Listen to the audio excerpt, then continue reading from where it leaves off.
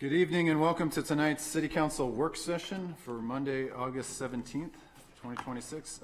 Before I pass it over to Karen, who's going to go through the presentation, I want to start with saying that I appreciate all the engagement that we've had over the last couple weeks. I don't mean that in a trite way. It's hard sometimes to get feedback. It's hard to, in what we're doing here, and that we have more feedback now is great. I know that there's, parking is, I don't know why I'm in this job. It's my least favorite thing in the entire world. Parking, it's more, fun for some other folks here, but it's stood in the way of a lot of things in terms of housing, et cetera, and so managing it in the downtown is something that we hear about every single day. And I'm excited about the opportunity to hear about all things parking related, but especially those in the workforce that are going to be able to speak here this evening. As somebody that grew up in Portsmouth, I've always realized Portsmouth is bigger than our borders, and there's a lot of things that come into Portsmouth to make it a great place to be from and to live in. So looking forward to that. We're going to get through some slides. Walk through this, and then we're going to get over to public comment as quickly as we can, so that we hear and speak less on this. So looking forward to it. And with that, Karen, please take us away. Thank you, Your Honor. What I want to open with is that we appreciate the opportunity to talk about impacts of change in any regard on the delicate ecosystem that we manage, known as parking. So I believe my colleague, Deputy City Manager Carl Weber, is going to kick things off on behalf of the team. Thank you, Mayor, Assistant Mayor, and members of the Council. We're going to give you a brief overview tonight of just the ecosystem of parking, and we recognize that with high demand and limited supply, changes that we make does have an impact across the whole system, and we talk about that whenever we go to make a change. It has sort of a ripple effect through the system.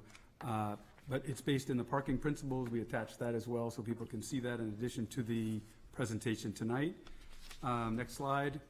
What are we hearing? We're hearing back from people if we implemented the RAP in the downtown workforce on Parrott Ave.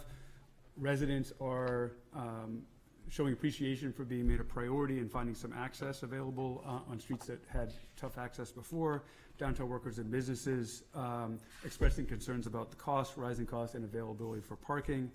And our goal really is to listen tonight about, from residents down to businesses, downtown workers, and the council to understand what potential solutions we might have or offer, and know that as we move towards increasing supply, eventually our solutions might be limited of what we can try to do, and once we increase supply, we might be able to be much more creative down the road.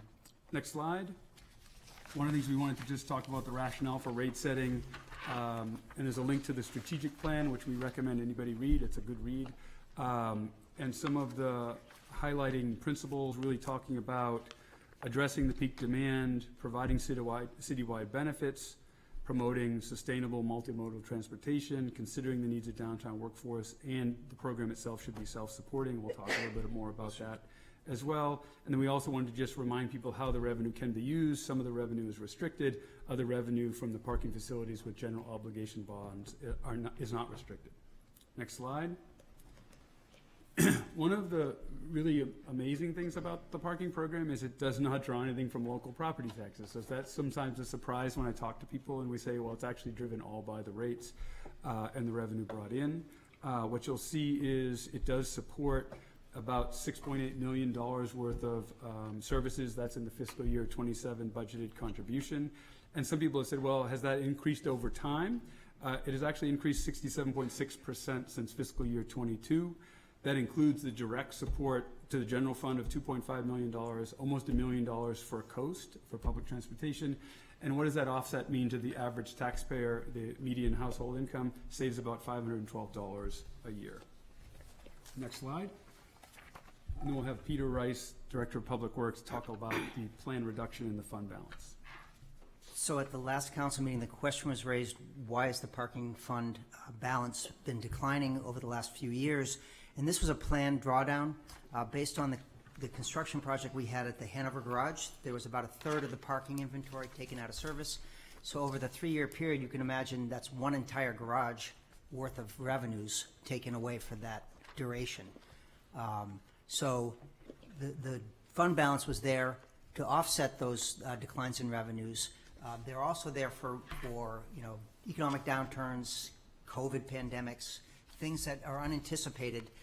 But the desire is to move the fund balance back up, and the revenue changes or the rate changes this year will help reestablish that fund balance, and those fund balance are anticipated to be used to buffer economic downturns, which happen periodically.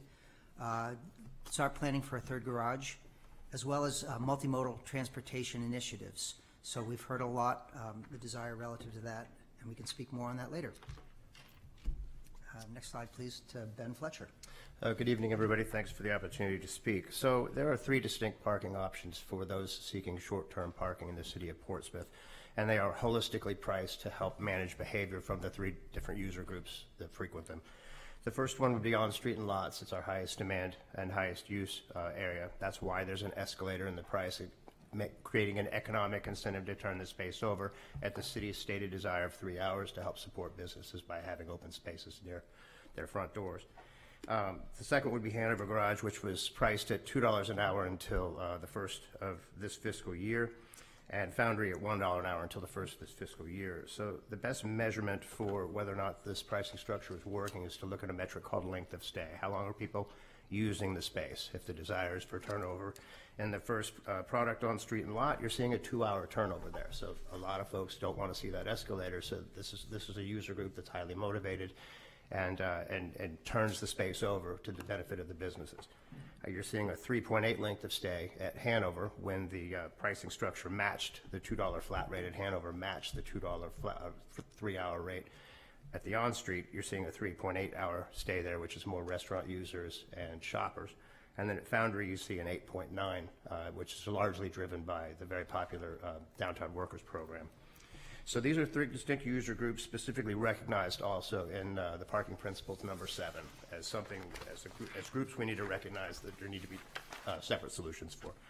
So if you look at the graphic on the left, before July 1st, a 4-hour stay on street was $11, a 4-hour stay at Hanover was $8, and a 4-hour stay at Foundry was $4, which achieved the desired length of stay profile that we mentioned in the last slide. But if you look after July, we've inverted the demand between the Hanover Garage and the on-street product, because now a 4-hour stay on street is still $11 because that has not changed yet.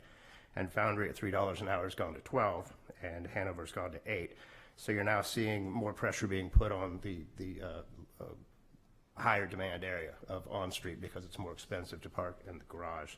That's why the suggestion is to adjust on-street rates from $2, $2, then $5.55 to $3, $6.66, and that $3 first 3 hours will then match the hourly price at Hanover and restore that relationship between the 2 price structures. It's also important to understand, finally, that no change for registered residents using the app for downtown parking, on-street and lot downtown parking. So that's important to understand that this price change will not affect residents that are registered with the city. Next slide, please. Peter? So some options for downtown workforce, just to give you an update, we saw a big uptick in the Foundry usage from 130 to 160 per day. It's about a 23% increase or 32% from last month.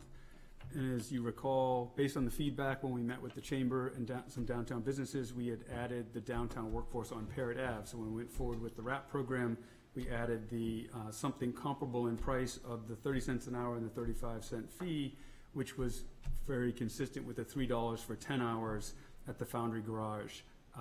2 different products, 2 different sides of the community, and we tried to price them similarly to be helpful because we knew that, we heard that feedback that with Parrott Ave went away, there weren't a lot of options for downtown workforce.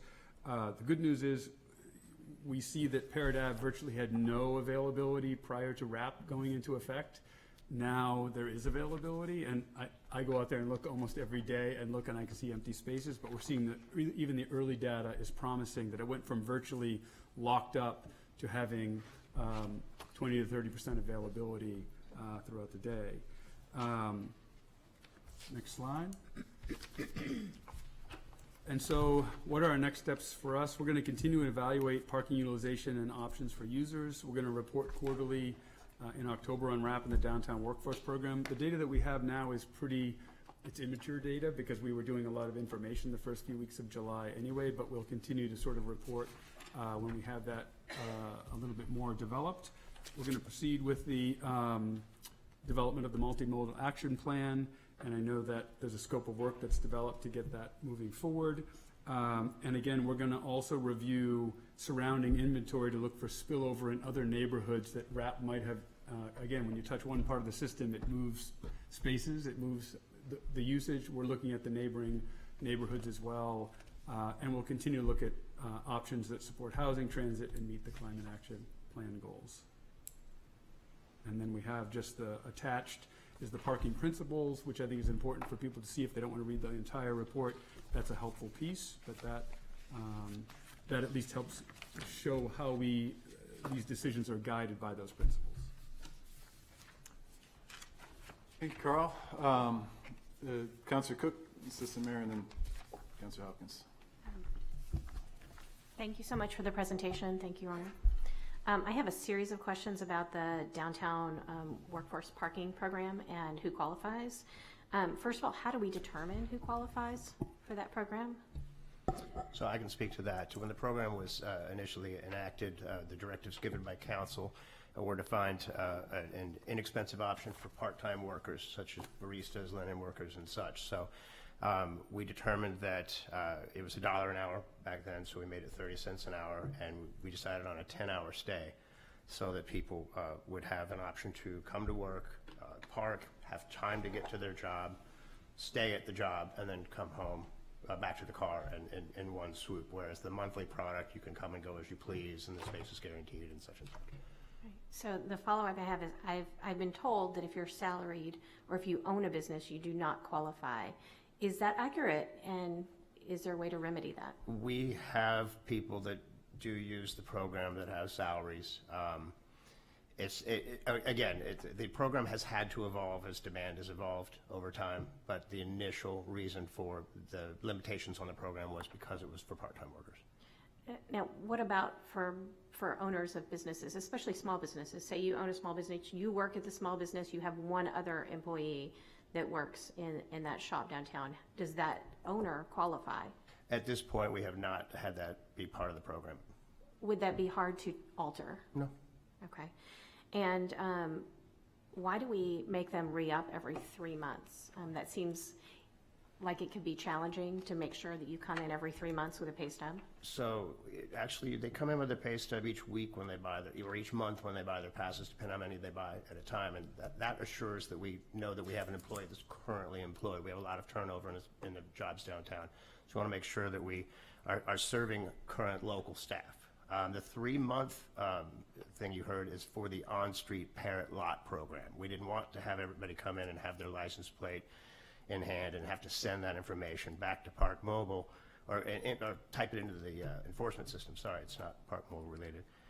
To have to do that would have been burdensome on both the customers and on my staff. Is there any way to make it simpler to use? I've also been told that if you don't have a paper pay stub, that it can be challenging, especially if you receive direct deposit. You can show you've receiving direct deposit on a regular basis, but you're not getting like regular pay stubs. About 50% of them use their phone, have a paycheck stub on their phone. Yeah, so it hasn't been an issue. It doesn't have to be physical paper, just has to have a current date on it, and the ID has to match the person's name and such. Okay, I have some more questions, but I can come back to those later unless you want me to. If I could, Mr. Mayor, Ben, could you explain the rationale or the reasoning for differentiating the 320 versus a monthly pass? Certainly. Again, the program's directives, as initially begun in 2019, were for a part-time workforce that couldn't afford the monthly product. The monthly product is differentiated in two major ways. You could come and go as often as you please, where you only have a one-in or one-out use for the stickers in the garage, because that's the way that validation system works. And then you also have guaranteed space when you have that monthly. So there's a premium attached to that in every part of the industry. to guarantee space on a snow day or on an event day. And that's obviously very valuable to folks where they need their parking because they own a downtown business and they have to be there to open the door in the morning and so on. And it's a snow day, they've got guaranteed space. So we take hourly counts to make sure that that happens operationally. We have a good understanding of the two different user groups in the monthly packages. At the garages, we have one user group. Hanover's about 60-30 non-res to res, and it's a little closer to 50-50 at Foundry. But we know when those folks are coming in. We know that we have a certain group that stays overnight because they live in town and leaves in the morning, and then we have a separate group that basically comes to work in the morning and then leaves at night. So we take counts on the hour to make sure that we have enough space for what we might expect monthly on any given day, any given night, under any given economic circumstance. I'll go to the assistant mayor and then come Thank back you. after Councilor Hopkins. And thank you, Councilor Cook, for hitting those two questions. I think those are two key questions that we all had. But I guess enforcement of those the two policies, or the policy of a salaried employee and a downtown business owner. I understand that when this program took effect prior to this council and a couple councils ago, it was part-time. But I guess I'm wondering where that decision was made, because it's not listed in the rules and regulations of the program. Again, it was part of the initial set of circumstances that we were asked to try and solve, and that was for part-time downtown workers. So I would say, as a downtown worker and downtown business owner, I was not aware of that. And I feel like part of the frustration is that as we are trying to work through how to potentially improve this program, where it can go, where it can be. I mean, I'll be very transparent. As a downtown business owner, I make $54,000 a year. I make less than some of my lead staff members. So to potentially, and I know that there's a huge demographic of downtown business owners who live within that wage scale. So to automatically be disqualified feels like we're doing a disservice, especially when we're trying to, at least on the council side, really promote this program, and not having that factor not listed in our rules and procedures, I think is part of why we're getting the feedback from business owners and downtown employees of, well, it feels like this is a never-ending moving, and I can't figure out how to do it. And, you know, we ask for this one thing, and then we're told maybe, or we're told no. And so I guess my question would be, and I would like a report back if possible, of how many applicants have been denied based on being a downtown business owner or being a potentially salaried employer, or just in general. If you can't give me an item, a breakdown in the report of how many applications we've denied to be part of the program. I can certainly see if we have that information available. I honestly do not know if we keep that metric. Okay. And I guess furthermore, I would request that we do keep that metric. Okay. Councilor Hopkins. I was wondering if you could speak to, are there monthly passes available? Because the inventory for monthly passes has fluctuated, I think, at Hanover with the construction. So are there monthly passes available? There are no wait lists at either garage. There are no wait lists at either garage. And then I guess I'm confused too about the salaried versus part-time, because my husband uses the Workforce Foundry parking, and he's a salaried employee at Novacure. So I guess if that sounds different than just show me your direct deposit stub and your ID and you're in, versus is this a barista job or an engineer? I think I'd like to distinguish between salaried and part-time. A salaried person can be part-time. So the distinction shouldn't be between whether they achieve a salary and don't have, therefore, ability to gain tips or whatever. That the distinguishment is between an hourly employee who gets paid the hours that are there and a salaried employee who gets paid a block amount regardless. It's more a distinction that should be made between part-time and full-time.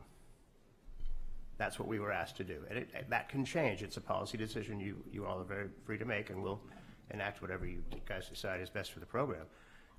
And we'll give advice along the way, and we'll enact whatever you decide. But that's the distinction that really ought to be concentrated on here, is full-time versus part-time. Full-time, part-time. So just a clarification. I think originally when we had the program, it was hourly versus salaried, or it was an hourly wage that you showed. It wasn't, as I recall, part-time versus full-time. It was hourly versus salaried, trying to thread the needle between those folks that were maybe, and I'm not picking on banks, but were working at institutions that were potentially paying for parking spots versus having no parking available to them. And so we should check the minutes on that, but that was my recollection, is it was hourly versus salary. But apparently that's not a distinction that we make, so that's information that's helpful.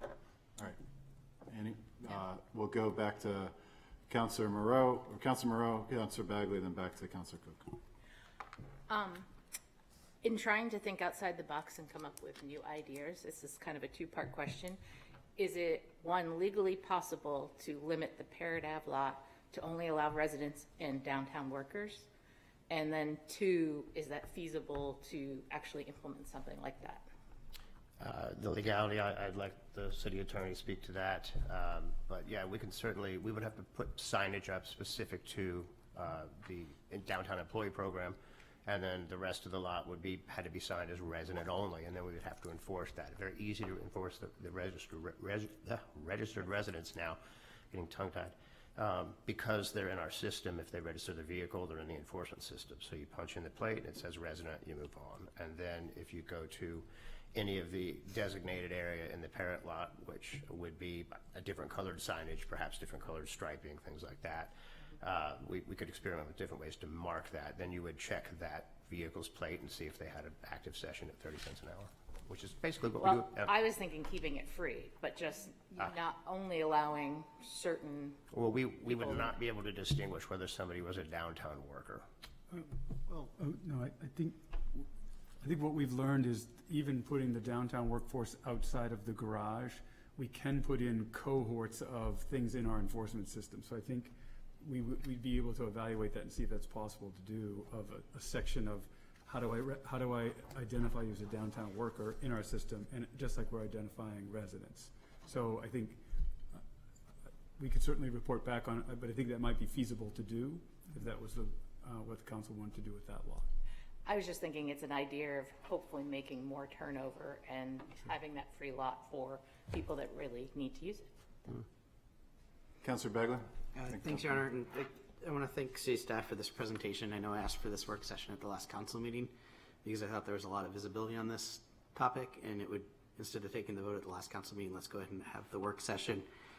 That being said, just for clarity for people that don't typically watch council meetings, we don't take any actions in a work session, and probably any actions we're going to take we would post and put on the agenda for the next council meeting.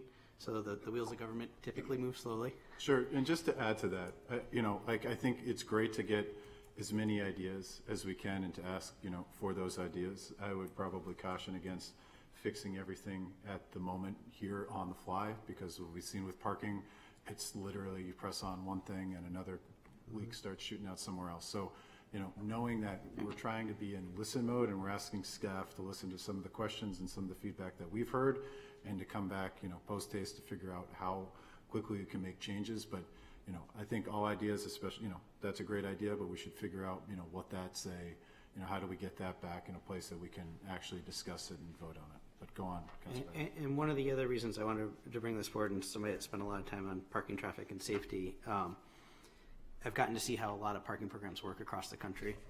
And I do want to say it's typically a very thankless job because everybody wants free parking, and unfortunately, without knocking down a bunch of buildings, we can't provide that. And Portsmouth is recognized nationally as a well-run city, and a lot of our economic vitality downtown is because we can turn over the cars, and people want to visit here because they can find parking, albeit at a cost. But it's a challenging thing. The other thing that I don't want to lose sight of is we made it a lot easier to build ADUs a couple councils ago, but we still kept on-street or off-street parking requirements, even with an ADU. We lost the potential. Who knows what would have happened, but it never got through. It never got the variances. The Treadwell Mansion, which is now once again another luxury hotel downtown, was originally proposed as workforce housing downtown, and it got blocked because of minimum parking requirements specifically. if we don't have a neighborhood parking program, which I was against 5 years ago, but now I've changed my mind on, it's going to be impossible to build even reasonably affordable housing near the downtown core, in my opinion. So I think that's a strength of the program, is it gives us an opportunity to maybe get some denser housing in the downtown areas. But over the last couple weeks, I've heard a lot of good ideas that I'm hoping we can implement, because I do think having a workforce program, and I don't distinguish between part-time or full-time. In fact, I probably would lean, the people working the most hours probably need the relief the most. I would distinguish between high earners and low earners, and I don't know where that threshold is, but if you're making $250,000 a year, I'm not inclined for you to get discounted parking. I think this is a good time for that discussion, not tonight, but overall. Yeah, so for me, the program came about, it was before I was on the council, but the Foundry was kind of abandoned off in the distance. The other buildings that are around it now got paused because of COVID. We had the opportunity to price it very low because there was no demand. That demand is now there. We've seen with the wrap that demand has increased.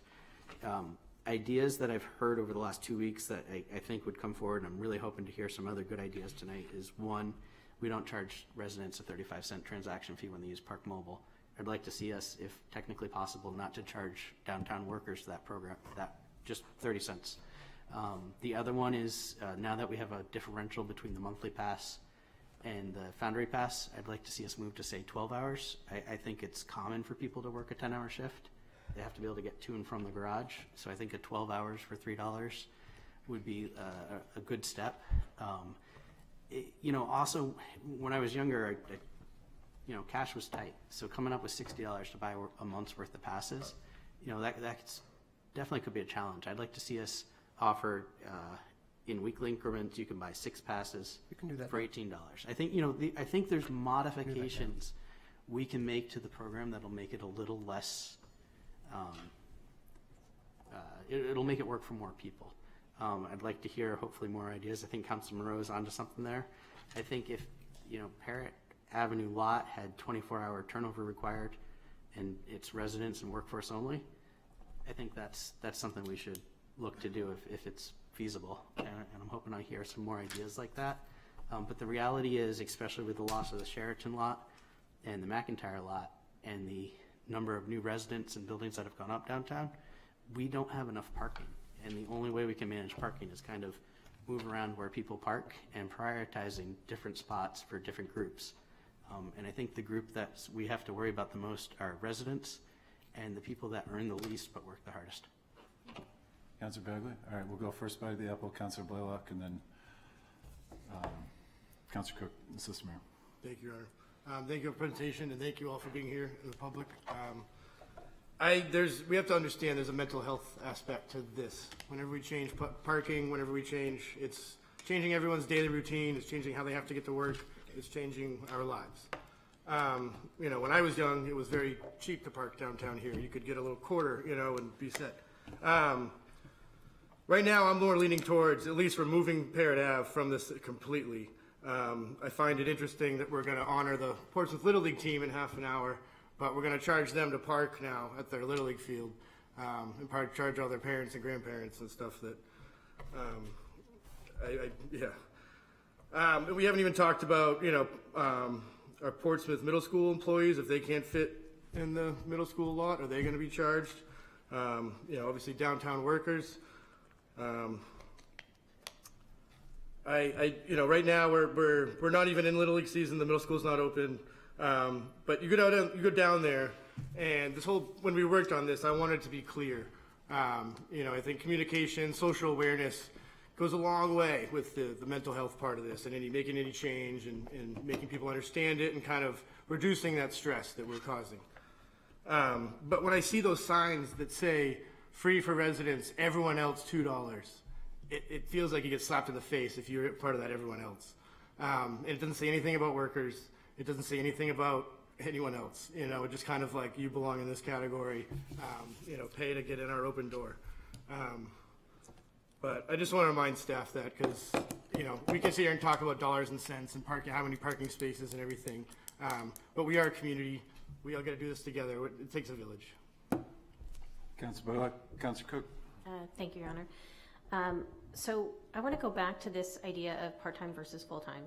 And the reason I'm doing this is because I didn't ask about contractors, general contractors who work downtown, who obviously don't receive necessarily a paycheck. They're self-pay, but maybe their office is located downtown. And the reason I'm asking this question is that I worked as a contractor for 18 years, the last 18 years, and so no one else was paying me a paycheck. But if my office had been located in downtown Portsmouth and I was a part-time worker, then I wouldn't have been able to qualify for this program. So because I'm not getting a paycheck, I am an owner even though I'm working part-time. So I want to make sure that we're addressing the needs of everyone in the city. And I'll say the distinction between part-time and full-time is just literally a distinction that means nothing.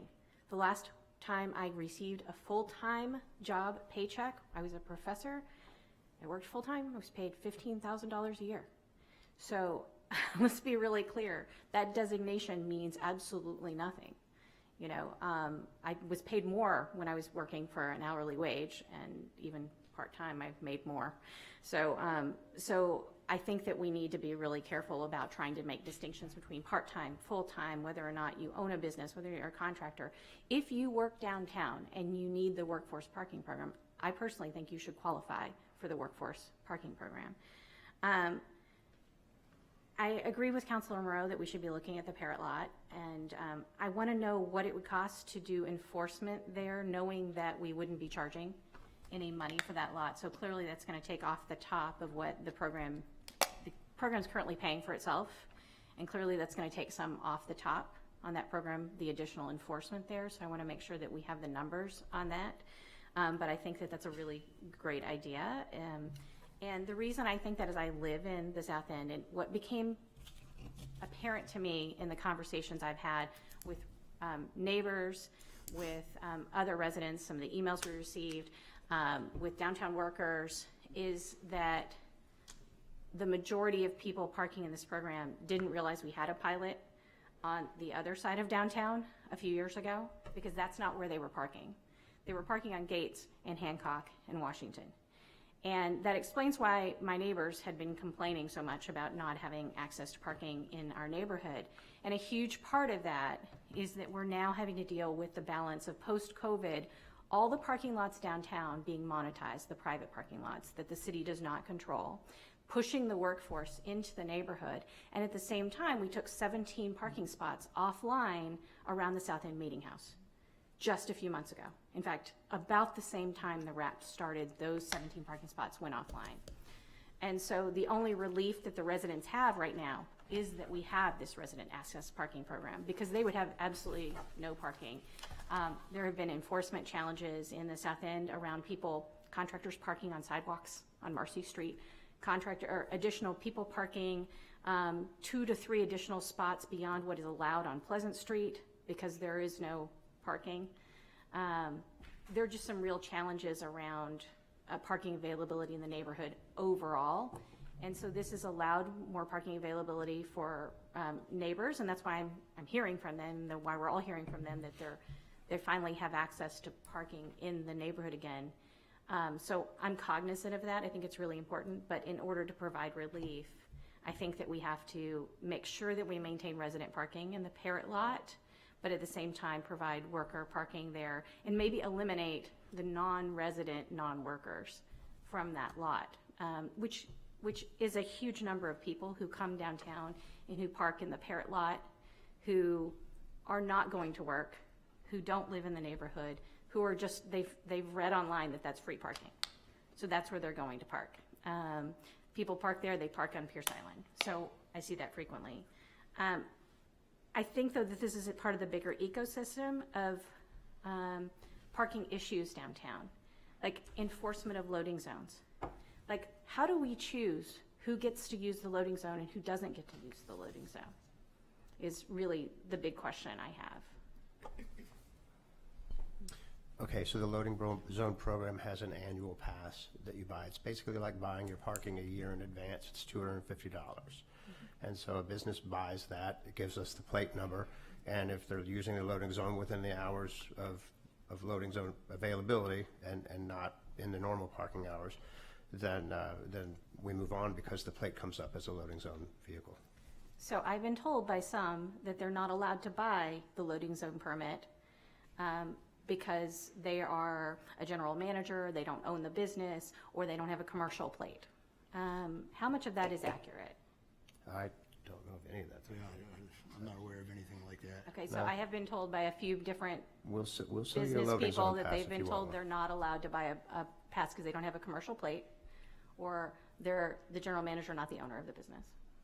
We do have people that want to just put a piece of paper with their business name on their dashboard and want to be able to park there. But they haven't purchased a loading zone. So. Yes. Yeah, that's basically it. You just purchase an annual pass, and Okay. it has to be in the vehicle that it's assigned to, just like your parking would be Right, I as understand. you park downtown. So you're telling me, and I want this to be really clear to everyone who's listening, that even if you're not the business owner, but if you work at the business, you can buy a loading zone pass, even if you don't have a commercial plate on your vehicle. Correct. Okay. I think that that's really important because I think some people You have to have be- been turned away. But just remember, you have to be actively loading too. Yes. Yeah. No, I That's got correct. a ticket from Exactly. Mr. Cucchiaro, before I was up here, and because I was putting all my stuff away, and I took too long, I guess, and wasn't going back and forth from the truck quick enough. Well, the reason for that distinction is we, under the earlier auspices of this program, some years ago when I first got here, we would have people just kind of No, I get it. Camping No. out, yeah. And I know some of my neighbors would take advantage of the So if somebody is alone and in the loading zone and unloading their car, because they don't have a big commercial truck, they have their car and they have a loading zone pass, and they're running into their business, so they close the car, lock the car, take the stuff to the business. Are they going to get a ticket when there's no one sitting there? Because I've been told they've been ticketed. for that, too. There's a 30-minute window for that, and sometimes you can believe you've observed 30 minutes when it's only been 25 or something like that. So we're generally pretty lenient on those citations. Okay, so that's some of the concern I'm hearing, is that this is kind of a part of a bigger picture of parking enforcement downtown, that the little guy sometimes gets ticketed when there's a big truck that's delivering that's parked in the middle of the street and never gets ticketed. In fact, on one block today, between Church and Market Square and State Street, I went around the block, I saw 3 trucks parked in the middle of the street, not in loading zones, and one contractor parked on the sidewalk on Church Street. And I thought, what are all these people doing parking illegally? And no one's here enforcing any of this. And then I have a downtown business owner tell me they get a ticket every time they get into the loading zone and they're less than 5 minutes. And so I think that that's part of the challenge here, is that we have to make sure that we're consistent in the way we're enforcing it, and that everybody receives the same enforcement. That the big truck parked in the middle of the road is ticketed because he's not in a loading zone, and he's just parked in the middle of the road. And the business owner that stays more than 30 minutes is ticketed, and the truck that stays more than 30 minutes is ticketed.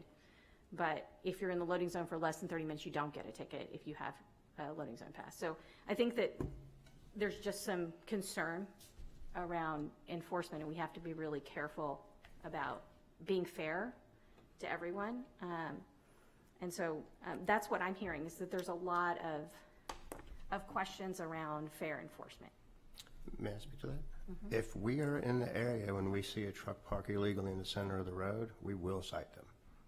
They're pretty quick. It's difficult to enforce. We'll go, Assistant Mayor, back to Councilor Bagley. Thank you. Carl, I moved this so it wouldn't leak. I know you said that the information is limited. It's very in its very infant stages, but with the RAP program, are we seeing an increase of residential users on Parrot Ave? So what we're measuring primarily is the available space Yep. in the area. We're seeing an increase in available space, and I want to say what it is, but we're still seeing behavior change. So we want to wait a little bit longer before we make a true prediction of what we think that's going to look like over time. But we're seeing an increase in available space in all of the RAP program streets. So We just are to- witnessing residents parking in their neighborhoods more. So in some of the neighborhoods where the availability is lower, it's because residents are there. So I think we're going to be continuing to look at that to see who's using Parrot Ave as well.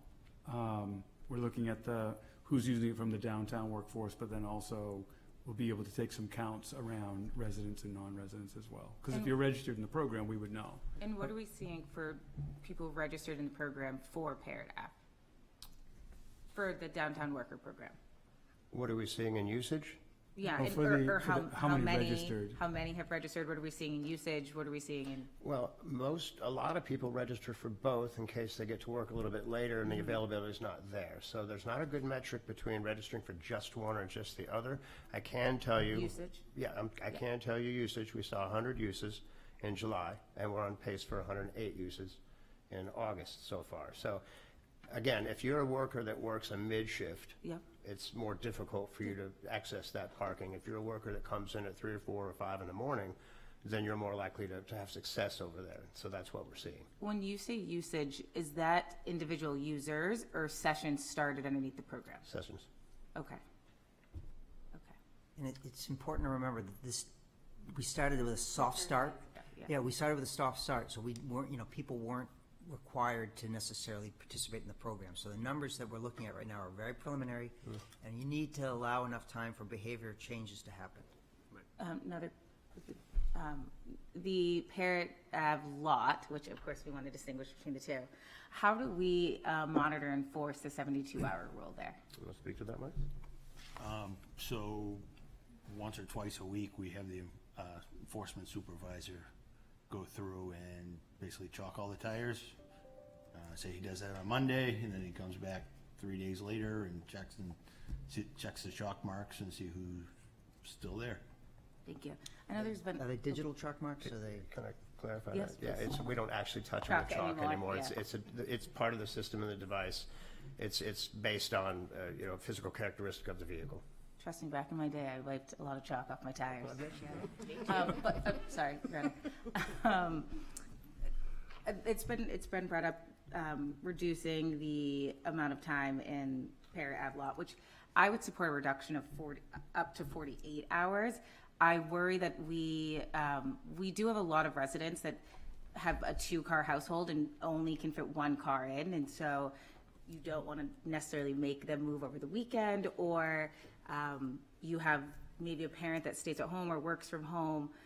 So I would be worrisome of the balancing act of not everyone has a 2-car driveway and they live downtown and they're rotating. They are moving their car and they're getting out, but sometimes if you work at home, you're maybe using the 1 car that's in the driveway more often, and that car is sitting at Parrot Lot. So I do support a reduction from the 72 hours. I'm not sure as of now, without potentially getting some better data, and again, figuring out what it would cost to monitor that lot more often to see how many are residents, how many are non-residents, and then from there try to collect data as much as we can of figuring out are the non-residents in our system, in the downtown workers program, and able to find those free spots so they're not using the program, using whatever data we have to try to figure out who is parking in that lot and what frequency and how much. Sure. Because I think it would be interesting, and I know some people do this all the time, they'll register for the downtown program, but your first goal is to find the Masonic Temple, Parrot Ave, or other, free spots, and then again, using the downtown program at Foundry as a backup. So I think if we can monitor that lot more, get that information of who's using it, how often they're using it, comparing it to people who might be registered in or using programs that they're registered in, whether that's a resident or a downtown worker program. So we're going to go, we want to get to the folks to listen to them, but really quickly, Councilor Blaylock. and When Councilor you're Bennett. measuring open spaces, are you measuring it at different times? Are we looking at 7 and 9 a.m.? Are we looking at 10 a.m.? Are we looking at 3 to 5 p.m., 5 to 7 p.m.? Because these are all going to be different, completely different worlds, right? You know what I mean? And downtown workers are going to be concerned with, more early in the morning or more like 3 to 5 when shift changes. I know it's really busy down there because you're going to have day shift and night shift trying to be present in the same, like day shift hasn't left yet, right? They're waiting for their people to come and relieve them.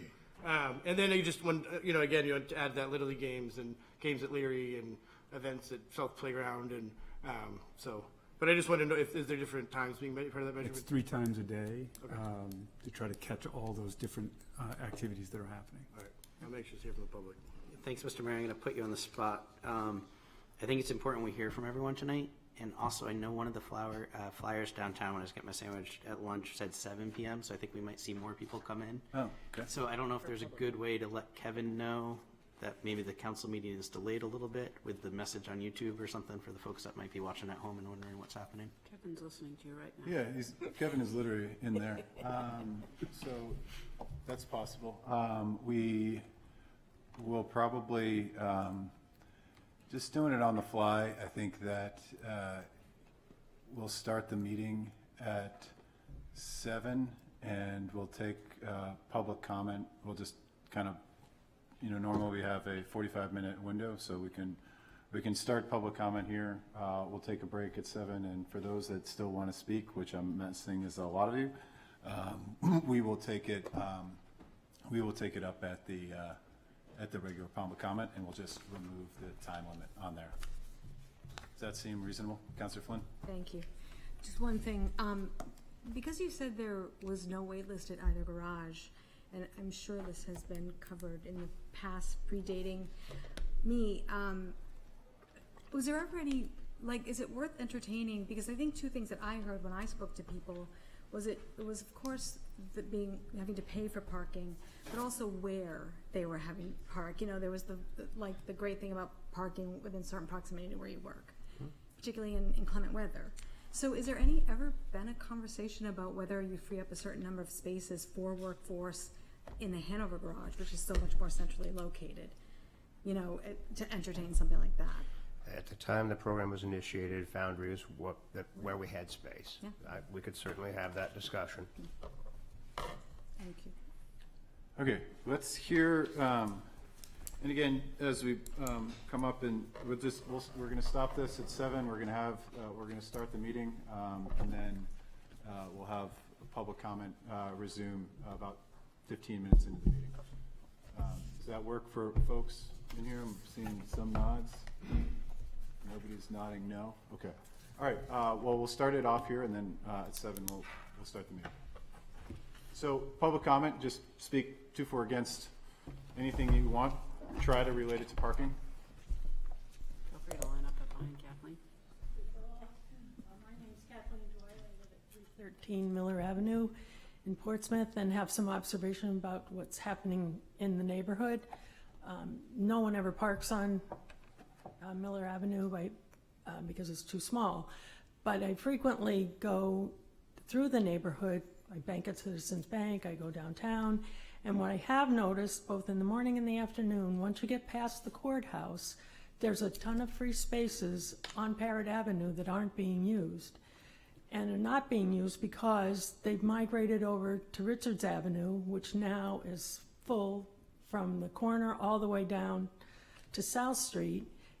That street was made narrower in redevelopment to slow down traffic, which worked fine, because if you went down there, there were places to pull over to let somebody come in the opposite direction. We noticed that right away. My husband mentioned it to me, unbeknownst with me talking to him about it. It's also, I noticed this week, Rockland Street, if you turn right off of Richards going to Miller, always had parking on the left-hand side, and now that's a short little street, that piece of it has parking on both sides of the street, and now that street has become really a one-way, one-direction way a car gets in and out of there. So the cars are going somewhere, and they're not being turned over at Parrott Avenue lot. As a resident and a former city employee, happily former city employee, I get more complaints about parking than I do property taxes, and that's crazy to me. And having been here when parking tickets were way more affordable than they are now, a lot of people feel like we're living in Boston with $35 an hour, $35 parking ticket, which is, I know I overpay and help some of those statistics, for parking because I'll rather overpay than get a $35 ticket. And I'm not the only one. The signs on Parrott Avenue are very hard to read. They're up high if you're driving by. I don't think, and I think Councilor Blaylock said that it doesn't reference the 30 cent an hour employee discount. Maybe I didn't see it there, but I've looked a couple times and didn't see it. I don't know if that particular street has the same residential impact. There's only 3 houses on that street, way down the other end. So it's different than other neighborhoods you're trying to correct this problem. I want to be very brief because you have a lot of stakeholders here, and I think it's unfortunate that most of the hour was used up not listening to them first because, and then asking your questions. But thanks for listening to me. Ms. Kathleen.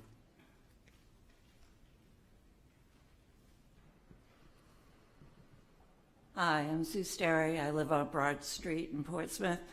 I just want to support Councilor Blaylock. I've been using the library for years, and the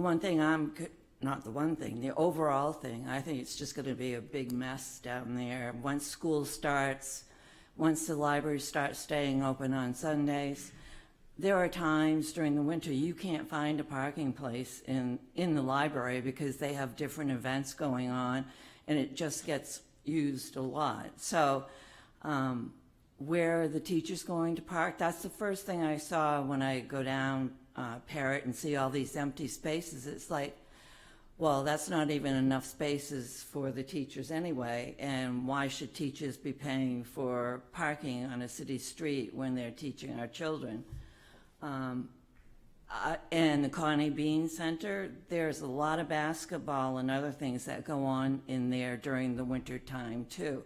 So, and I attend all those things. I have grandkids and nephews and everything. So between Little League and basketball and using the library, I just can't imagine what it's going to be like with restricted parking or paying for it. As much as I love going to the library and I have Park Mobile, I don't know if I'd want to pay $1.25 or whatever, or even $3 to go into the library that's always been free. So I just think that's going to be a big problem for lots of people, not a small minority. Thank you. Thanks, Sue.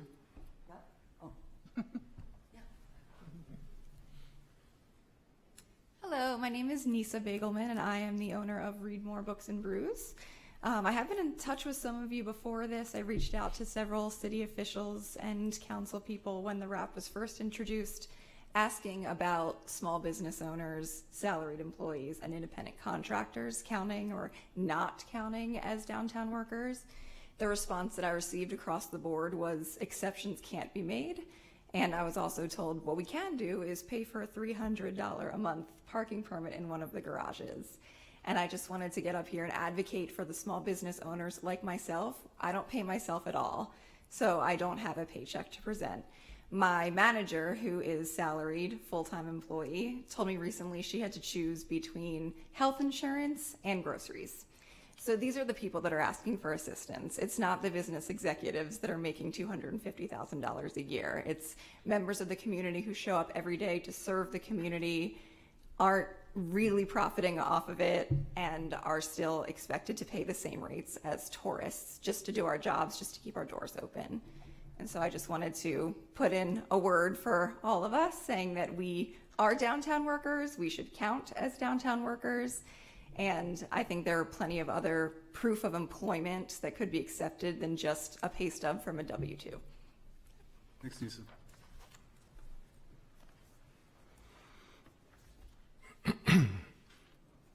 I'm William Lyons, 62 Mendham Avenue, and my comments are on my own behalf, although I'm co-chair of the City's Sustainability Committee and member of the Blue Ribbon Bike and Pedestrian Committee.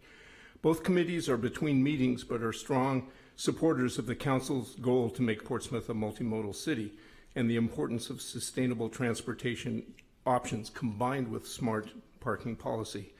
We've provided extensive comments on the CIP project to expand transportation alternatives to meet the Climate Action Plan's energy and greenhouse gas reduction goals by reducing the major source of Portsmouth's greenhouse gas emissions, which is 60% from personal vehicles, addressing household affordability and access to jobs, encouraging car-free tourism, reducing parking demand, and bringing residents downtown. I was pleased that the council discussion of the parking pilot and rates included possible support for a shuttle loop pilot and invitation for combined public comments today. Instead of relying primarily on cars and parking, a multimodal city also connects public transit, walking, and biking into an efficient, safe, and affordable network supported by smart parking management. The council approved the Sustainability Committee's recommendation for a 2026 CIP project, which was moved up to 2027 in December. We recommended retitling to reflect the CIP description to examine options, including adjustment of current bus routes, a shuttle loop pilot, microtransit, or a hybrid. The CIP called for a task force to focus on next steps, which could include public-private partnerships and broad community engagement, which is essential if we're to end up with an innovative approach. Since the council finalized the CIP in December, I've been trying to identify the budget, relationship to the parking project in the CIP, and the status of the task force. With this background, I have 4 final comments. 1, the task force called for in the CIP and in the City Council's priority goals should be initiated as soon as possible to share ideas and concerns, to build support, and recommend next steps. Second, I don't support leading with a study limited to microtransit, which involves small vehicles, flexible routes and schedules, typically operated by a private vendor. Microtransit has clear risks, high cost, complexity of real-time control, and difficulty of integration with current bus service. The task force could explore a partnership with Coast on a shuttle loop pilot that could adapt current routes to provide direct and more frequent service. For example, serving the Lafayette Road corridor, remote parking, location of growing development, including workforce housing, connecting the downtown West End Hospital and C&J directly as a shuttle with no transfers downtown.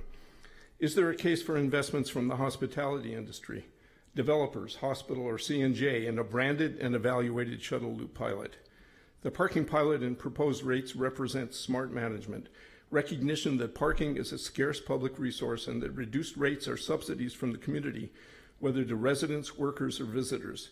Using some increased revenue for a shuttle loop pilot would show clear and immediate benefits, supports the council's multimodal city goal, and sound transportation planning principles. Thank you. Thank you, William.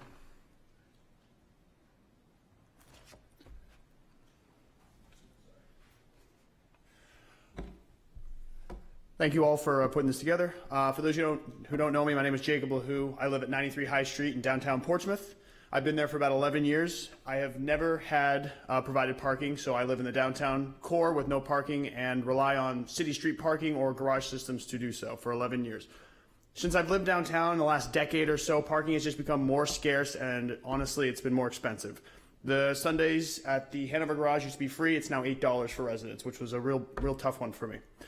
The Park Mobile resident discount and now this program has finally provided real tangible relief for me. I almost use Parrot Ave exclusively. I know a lot of conversations have been around Parrot Ave. I use Parrot Ave now to park. I still have to walk the half mile. But now coming home from work in the afternoon or going and grabbing groceries, I don't have to circle the block or circle the town looking for parking, or if, worst case, just pay for the 3 hours to park downtown near my apartment. So I don't dismiss any of the concerns from the business workers or the owners. Their frustrations are real and shared.